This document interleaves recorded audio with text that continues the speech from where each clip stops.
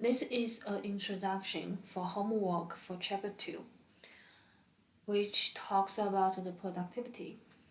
Briefly speaking, the productivity is about the outputs and inputs. It equals the outputs divided by inputs. So what we need to know if we want to compute the productivity, we need to know two things, the total output and the total input. And the first productivity we focus on is the labor productivity. So for the name, we know that we focus on labor. The time, the number of employees, the total outputs for the neighbors, and the total inputs for the neighbors. And take a look at the example 1.1. So this is the 3 employees process 600 insurance policies in a week, and they work 8 hours per day, 5 days per week. If we want to know the productivity for the question A here, we need to know what are the total outputs and what are the total inputs. We take a look at the outputs first. So for these questions, the information we know in terms of outputs is about the number of the insurance policies the 3 employees produced. So the 600 insurance policies will be the total outputs for the neighbor productivity we consider for the question A here. But what are the total inputs? We have 3 employees, and each employee works 8 hours per day and 5 days per week. And because we consider 600 insurance policy, this is in a week. The number is for a week. So when we consider the total inputs here, we need to consider the total inputs for a week. And the number of employees is 3. And each of them works 8 hours per day. But if we consider a week, they work 40 hours because we need to use the 8 times 5, which is 40 hours per week. So the total hours, the total time the employees, the neighbor has been applied is 3 times 40, which is 120. So we use the total outputs divided by the total inputs. We use 600 divided by the 120. The neighbor productivity for this question is 5. And be noticed with the unit here, this is the policies per hour. Except for the neighbor productivity, we also have another productivity we call the multi-factor, which means we don't only focus on neighbor, we also focus on the non-materials. We also focus on other factors. So this is how we consider the total outputs for the whole operation processes and the total inputs for the whole operation process. And take a look at the question B here. A team of workers makes 400 units of a product, which is sold in the market for $10 each. The accounting department reports that for this job, the actual costs are $400 for labor, $1,000 for materials, and $300 for overhead. So think about the total outputs because actually for question B here it is clear that what are the total inputs. The only information we have in terms of inputs is about the cost. We have the labor cost, we have the materials cost, we have overhead cost. But what is the total outputs? If we consider cost, then the outputs we need to consider is the profits, the money the product can have.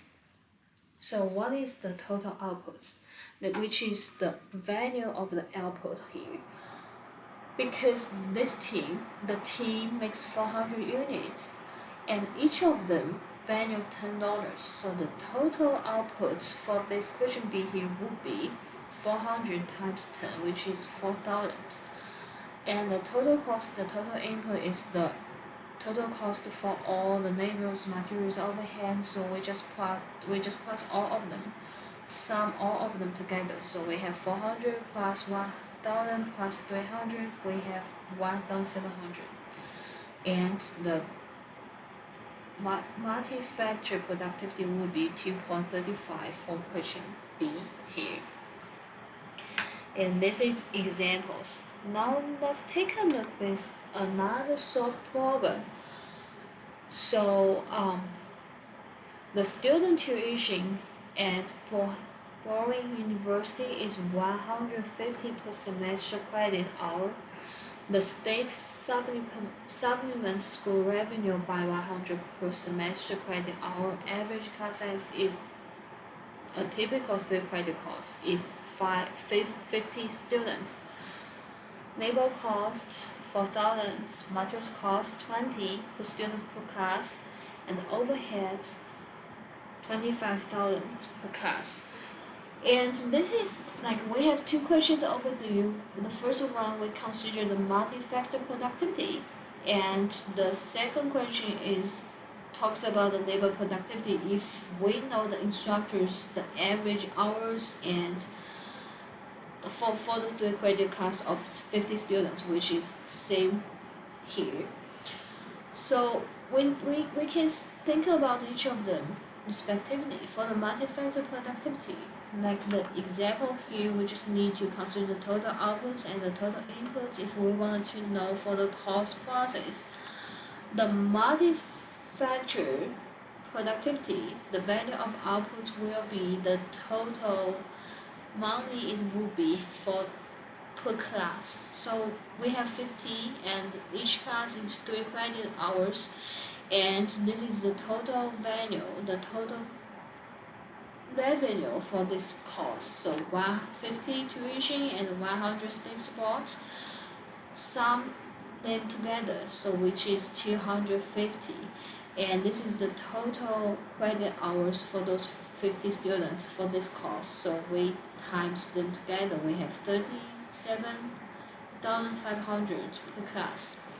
And what is the value of the inputs? We back to the information, the problem information. We have neighborhood, materials, overhead. So this is very similar to the examples.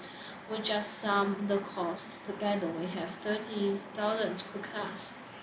So the multi-factor productivity would be 1.25.